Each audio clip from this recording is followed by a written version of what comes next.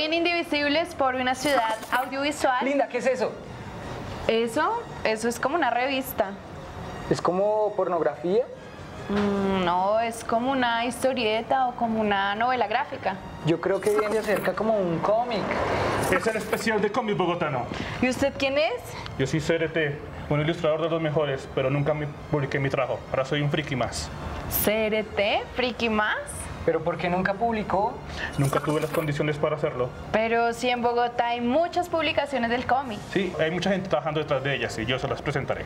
O sea que vamos a dar inicio a nuestro primer capítulo dedicado al cómic hecho acá. Historias, experiencias y todo lo que tiene que ver con el cómic en Bogotá.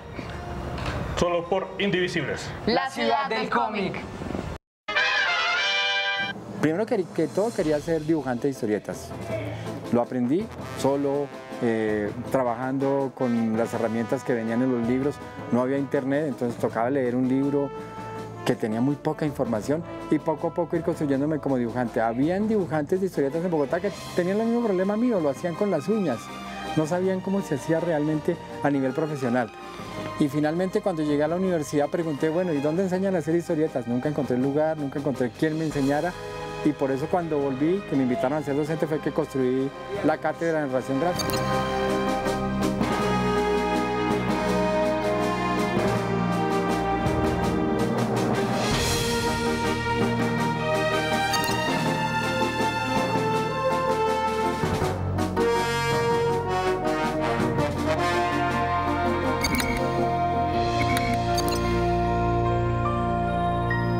Y pensé, cuando yo estaba en el colegio, siempre pensé que eso iba a ser un hobby.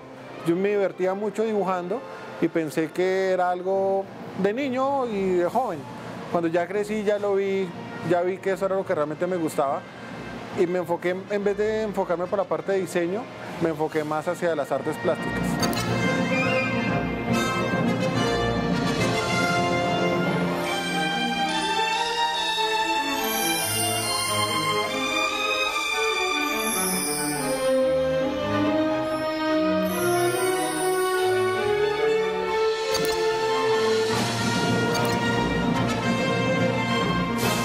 La historia del cómic bogotano puede comenzar con la prensa. Realmente el espacio ideal para la lectura de la historieta en Bogotá siempre fue la prensa. Luego en los años 60 apareció un personaje muy interesante que se llama Copetín. Copetín, la creación de Franco. Franco es también un dibujante autodidacta y este dibujante decide, basado en los niños que viven en la calle, en los chicos que están ahí sobreviviendo, que no tienen familia, crear un personaje. Esos niños se les decía gamín, una palabra muy francesa, y a partir de esos niños Ernesto Franco crea Copetín. A principios de los 90 había habido buenos intentos, este era uno de esos intentos. El periódico El Tiempo había decidido comprar derechos, entonces había comprado material francés muy bueno. La idea es que nosotros pudiéramos disfrutar de ese material francés los colombianos. Lucky Luke o Natacha o el mismo Tintín.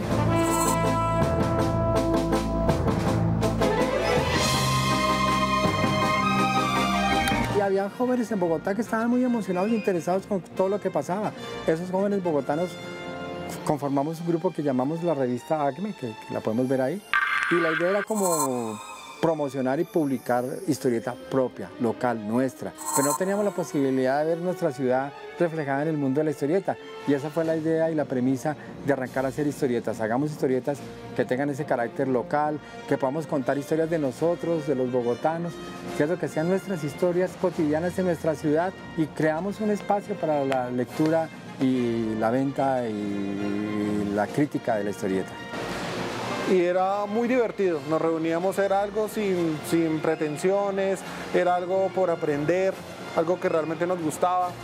Nos reuníamos todos los sábados a comprar cómics, luego nos íbamos a una cafetería, a una pastelería que quedaba cerca y nos sentábamos a discutir sobre los artistas del momento, leíamos las historias.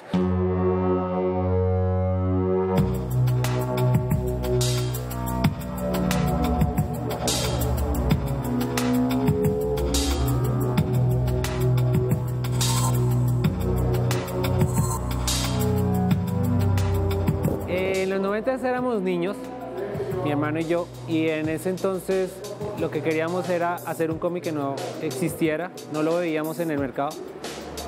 Entonces nos propusimos hacer un proyecto pequeño que, debido a la aceptación que tuvo, pues continuó hasta que llegara como a la revista número 13. Entonces digamos que fue la aceptación del público al entrar en contacto con el material, fue lo que nos motivó a continuar.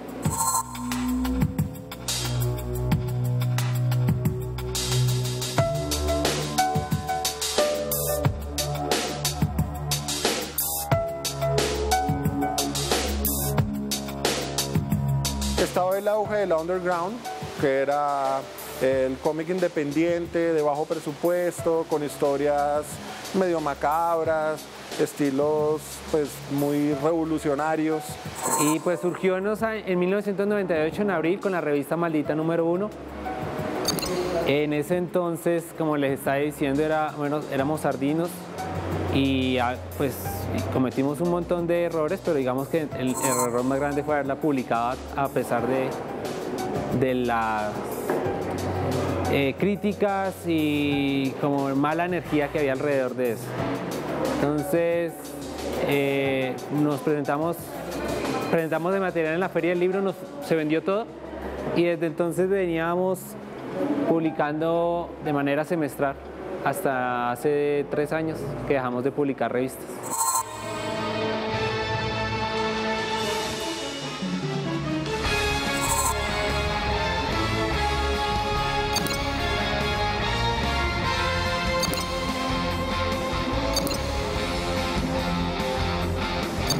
La primera cosa que hice, la hice con la revista Shock.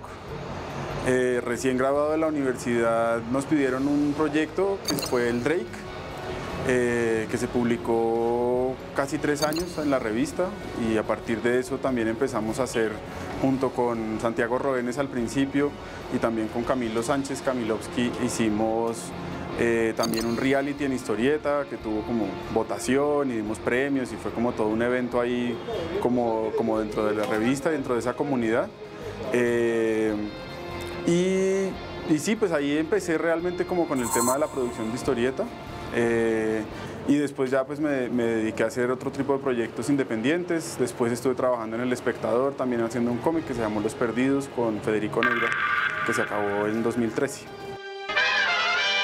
Ese primer año de universidad me invitaron a una convocatoria, a una muestra de un artista colombiano que se llama Nigio, que hoy día está en España, y fui a conocerlo.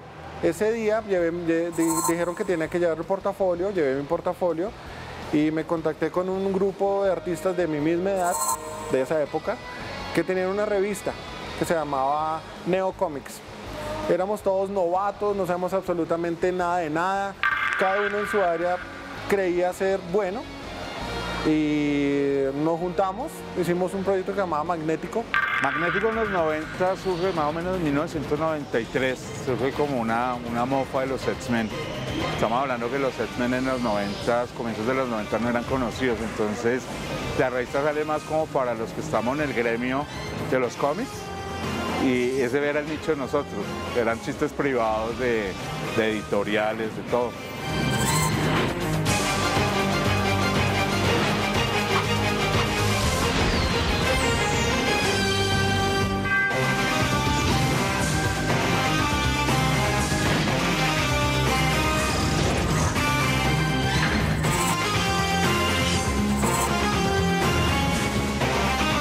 Magnético en los 90, pues nosotros teníamos una pequeña editorial y sacamos 4 números más.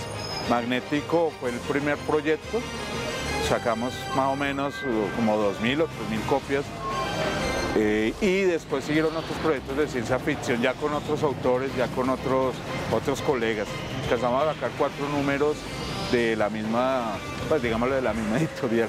En esos años en Colombia lo único que habíamos visto, bueno, gracias a Carlos Ruiz, él me presentó la revista Acme de Bernardo Rincón.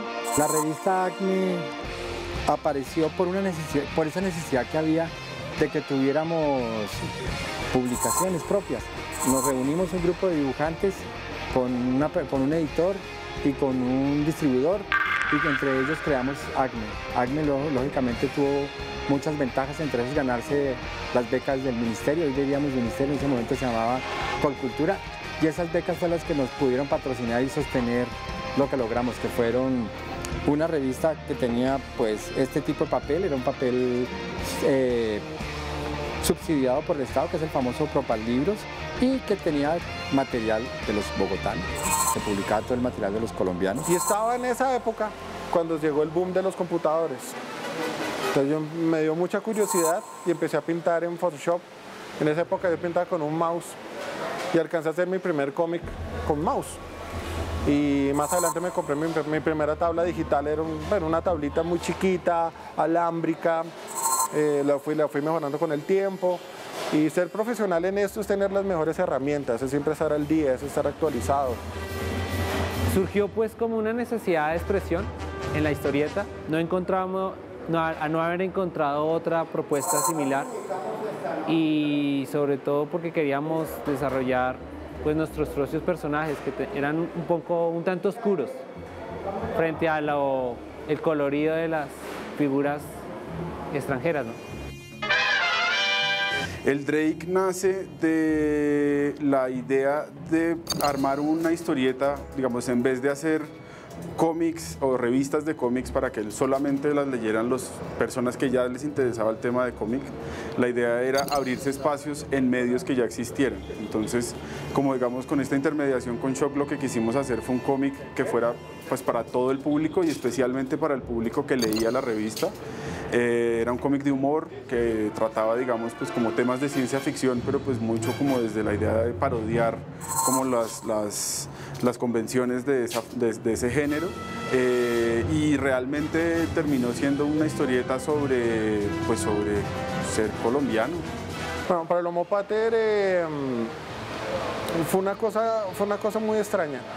Estaba almorzando y alguien me dijo que había una convocatoria de cómic en España, que si quería hacer algún, que por qué no participaba. En ese instante me imaginé a Juan Pablo II como un superhéroe. En ese instante dije, uy, ¿qué pasaría si hiciera un cómic sobre el Papa? Y lo empecé a hacer. Pero a mí me gusta mucho, estoy muy enfocado, muy influenciado por el hiperrealismo. Empecé a investigar y me empecé a adentrar un poco más sobre la historia del catolicismo, ¿sí? Y lo que quise hacer fue un parangón entre por qué lo quería hacer superhéroe y por qué veía a Juan Pablo II como un héroe, cuando en el fondo sabemos que las religiones en teoría son un negocio. Entonces, haciendo ese parangón, volví a mi personaje favorito, que es Superman. Superman es mi personaje favorito y es un personaje que en teoría podría ser un Jesucristo. Es un personaje bueno, no le hace daño a nadie, es súper poderoso, súper amable. Entonces dije, ¿qué pasaría? Casi que Superman es un dios. ¿Qué pasaría si en mi historia Superman fuese Dios? Entonces hice como ese mundo, eso solo podría ocurrir en el mundo de los cómics. Y cogí a Juan Pablo II y lo empecé a pintar hiperrealista, me demoré mucho tiempo haciéndolo, y lo sumergí en el mundo de los cómics. Fue un poco de suerte realmente. Nosotros estábamos trabajando en hacer una serie de propuestas que íbamos a pasar a distintos medios, como que en ese momento pudimos tener contacto con la editora, con María Ángela Rubini, que nos dijo que ella quería hacer algo de cómic en la revista. Nosotros le hicimos una propuesta, le gustó, y digamos que tomó el riesgo con nosotros, y creo que como que los primeros meses pues fue un proceso de aprendizaje en muchísimas cosas. Maldita es una revista que nació así, pues porque estábamos en la inmunda, todo se hizo con recortes muy artesanal, en ese entonces no había nada de computadores, y porque abordaba temas, digamos, un tanto oscuros. Entonces era Maldita por el lado de que no había la bendición.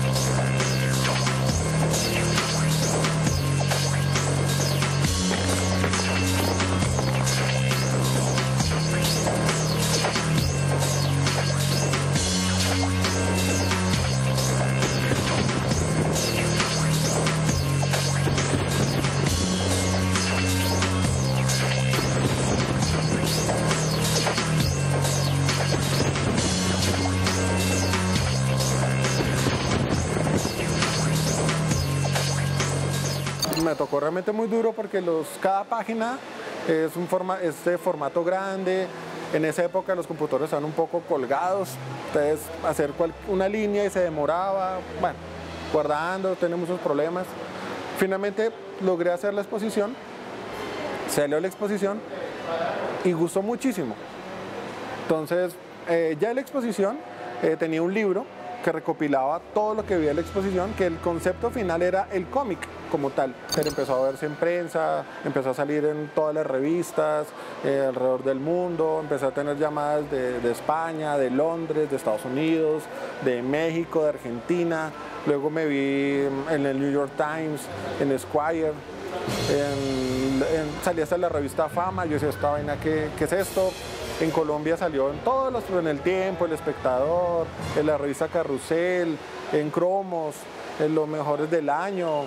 Salió muchas cosas. Pues me llegó una propuesta de Polonia para hacer el cómic y me llegó una propuesta de Pixar para hacer un cortometraje sobre Juan Pablo II. Y ese proceso duró como 3-4 meses cuando murió Juan Pablo II. Cuando murió Juan Pablo II se me cayeron todos los proyectos. El de Pixar se rompió, el de Polonia se cayó, obviamente. Eso salió en primera página en Polonia, se cayó el proyecto del cómic. Mucha gente lo confunde. Mucha gente cree que a partir de la muerte del Juan Pablo II yo me aproveché y saqué un cómic. Y eso no es así. Sí, con Los Perdidos fue un proceso muy interesante. Yo quería, digamos, del Drake fue un cómic enfocado a un público adolescente, pero cuando nos pidieron una propuesta para El Espectador, Los Perdidos fue la idea de hacer un cómic para adultos, un cómic sobre la historia de Colombia y sobre la actualidad colombiana. Entonces Los Perdidos con Federico lo que planteamos fue hacer historias de fantasmas, pero en el contexto del conflicto colombiano y manteniendo, digamos, no haciendo historias de fantasmas para asustar a la gente porque ahí el fantasma te va a jalar las patas, sino porque lo que da miedo es porque esos fantasmas existen. Las redes de violencia, las redes de despojo que generan que esos fantasmas tengan que existir. Mantener ACME fue una tarea difícil.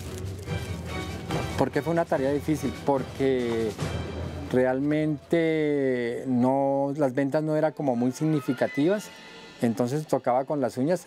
Hacíamos eventos, la Feria del Libro, donde ustedes nos conocieron, donde algunos fueron a que, oiga, nos dibujan, entonces claro, los dibujábamos, les vendíamos la revista, pero tuvimos una ventaja interesante. Primero, la distribución, logramos llegar a muchos lugares de Colombia, y segundo, presentarnos a esas becas del ministerio, y claro, esas becas del ministerio nos ayudaron a estar a flote y poder producir 13 números.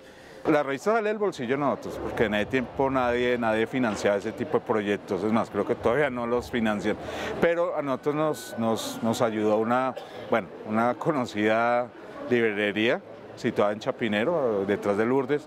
Ellos nos ayudaron con la distribución y también nos ayudaron ya después para entrar a la Feria del Libro.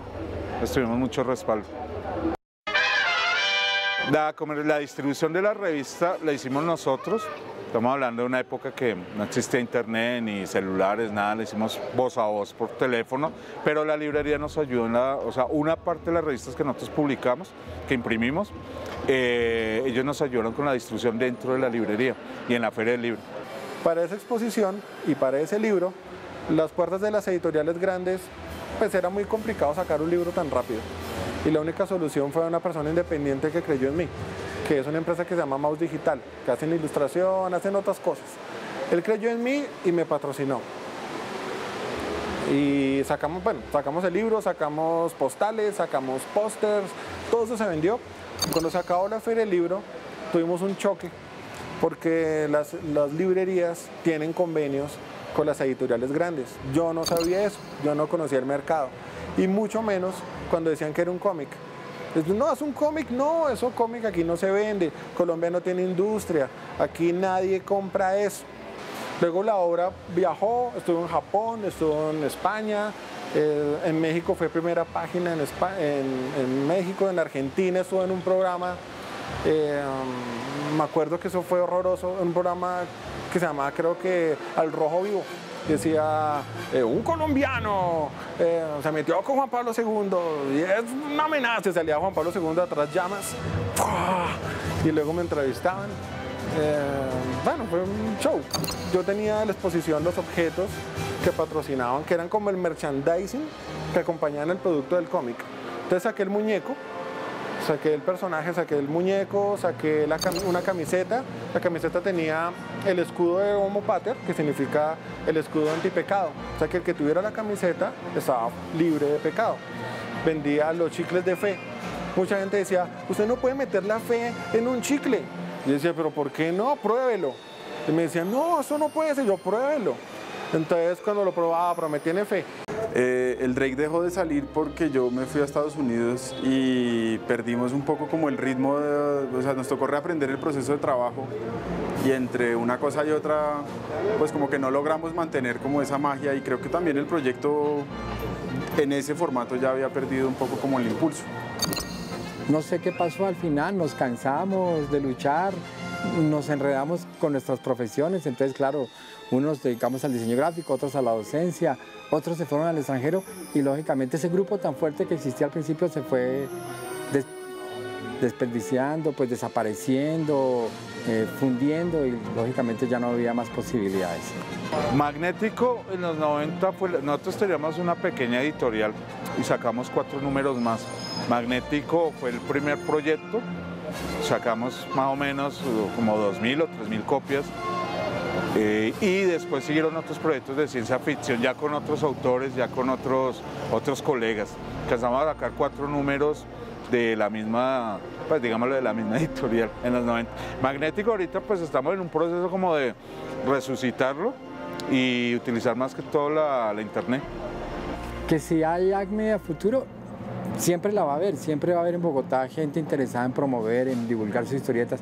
Ahora se ha creado un espacio muy interesante que es el mundo virtual y dentro de ese espacio virtual pues ya hay espacio como por ejemplo para la historia de la historieta que la tenemos con el Museo Virtual de la Historieta Colombiana, pero también hay espacios como otros grupos, el Clan Nahual y Globoscopio, que han comenzado a pensar que el espacio de ahora es la virtualidad y claro, yo creo que en muy poco tiempo tenemos que tener ACME ahí. La idea de nosotros es reproducir esto que ya está, colocarlo y comenzar a producir nuevos números.